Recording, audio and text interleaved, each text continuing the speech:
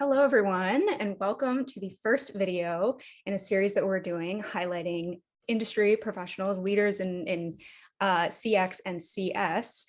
And our first guest today is Irit Eizips, who is the Chief Customer Officer and CEO at CSM Practice. I'm going to let you kind of talk about a little bit more what CSM Practice is, what you do, and a little bit more about CS. Yeah, CSM Practice is one of the first consulting firms in the world to just focus on customer success methodologies and strategies. I started the company in July 2014, so a while back. And what we do is we help our customers, either optimize their customer success function or start it from scratch so that they can see higher retention rate, higher expansion selling, and better advocacy. And I guess kind of what is an average day like for you at CSM Practice, if there is an average day? I actually do try to have some sort of, organization in this madness, but I tried like the first half of my day is dedicated to customer calls. Sometimes I sneak in, customer success thought leadership activities like this video with you or my YouTube channel video interviews or being busy in formulating a new infographic for the community. So I would say the first half of the day is typically dedicated to conversations and meetings. And then the latter half of the day is where I deal with, follow-ups, meeting summaries, or late meetings. Sometimes I have those too, or sometimes, pre-corona, it used to be like go to local events and things of that nature. That's our little introduction, and we're going to go into asking some cool questions about customer success and some other topics. So I guess going into the first question, how do you specifically measure success in customer success? So in general, and this is something I learned from Boaz Mayor, who's it's a very smart customer success executive. He has a lot of thought leadership that I recommend everybody to follow. His blog is his LinkedIn profile. And he said something very smart. He said the goal for customer success is to maximize value for our customers and for us. And you can look at maximizing value in two ways: non-monetary value and monetary value. So when we assess the efficacy of customer success, we need to say, are we maximizing monetized and non-monetized value for our clients? And are we maximizing monetized and non-monetized value for us? And so I assume that in this question, you may have referred to the customer success strategy at large. And so what I typically recommend my customers is to take a look and say, what are the key metrics that they're going to track, not just to hit on the monetary value, which is the net retention rate, logo churn, logo retention, etc., number of advocacy, but also some leading indicators. So how many customers do we turn from red to green? And things like the NPS score could be a really good leading indicator that if it goes up, then more likely our net retention rate is going to be impacted eventually as well. Or if we finish onboarding at a high customer satisfaction score, that's also a leading indicator. So we always want to think about both of these things and sort of track for both monetary value and non-monetary value. I'll just give one example of non-monetary value, which is, for example, how many advocacy activities did we have with our customers? That's non-monetary value for us as an example. All right, going straight on to question two is rapid fire. Question two would be, what do you think are the most important skills in your field of customer success?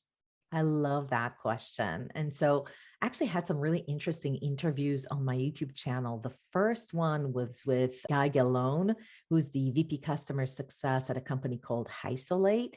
And he said, we don't necessarily need to think about specific skills, but rather about specific profiles for our CSMs, because not every CSM is the same. Some of them are going to be very good at organization skills and kind of like being a taskmaster. Some of them are going to have great analysis skills, data analytics skills. Some of them are going to be great at selling and value selling and actually dealing with financial transactions. and sort of like a negotiator. And then some of them are just going to be domain experts or product experts. So at a high level, I think these are great ways to look at groups of skills that we want to have, not just for our CSMs, but also for our entire team, and come in consciously knowing that our team is not going to be the same. And in fact, we don't want it to be the same. We want to have all four profiles: the domain expert or product expert, the negotiator, the project manager, and the data analyst all in our team in a good mix. And depending on the type of business model we have and how complex our platform is, that's how we put more emphasis on one profile versus the other. And in terms of career path, we want our CSMs to grow to have, mature skills in all four brackets. Mhm. And then I had another interview with Sean Ruan, who used to be the head of customer success at one company. Now he's the founder of Mind Data. And he just came into our channel and he said, look, when I interview, I'm actually looking for these top 10 customer success manager skills. And so we had a discussion, and basically, number one is having good communication skills. And that just basically means that you can articulate what you say in an open manner and that it resonates with your customer. Secondly, is just being authentic in what you're saying, being well organized, have adaptability to situations, because we know that with customers, things change all the time and you're going to have some issues sometimes with customers. And then the other skills is curiosity, so that you always ask questions and don't assume a lot, but actually double click on your assumptions and validate them.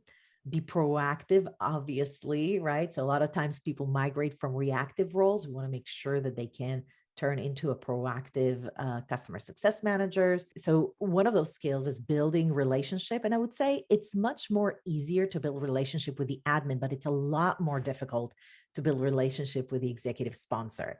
And so when we looked at building relationship, there's a variety of skill set. Emotional intelligence, obviously, being able to read the room, especially from an online conference, it's a little bit more difficult. And then being a problem solver and being able to analyze data, of course. All right. So the last question that I have would be, what do you wish you knew earlier in your professional career as it relates to customer success? So I think there's two things as a CSM that you need to know how to do really well. And one is managing up. And I think when people think about managing up, they think about managing their managers. I'm actually pretty decent at that, I think. But managing up it as a CSM is also managing your executive sponsor, managing your customer. And where I see a lot of customer success managers struggle is not sort of like letting the customer take the wheel or have control over how onboarding looks like, or have control over how a module is being implemented, or really dictating how they're going to do a version upgrade. We should be coming in with a well thought out plan, even a success plan, right? The customer might say, I have a certain use case, and they might think that it should be done in a certain way.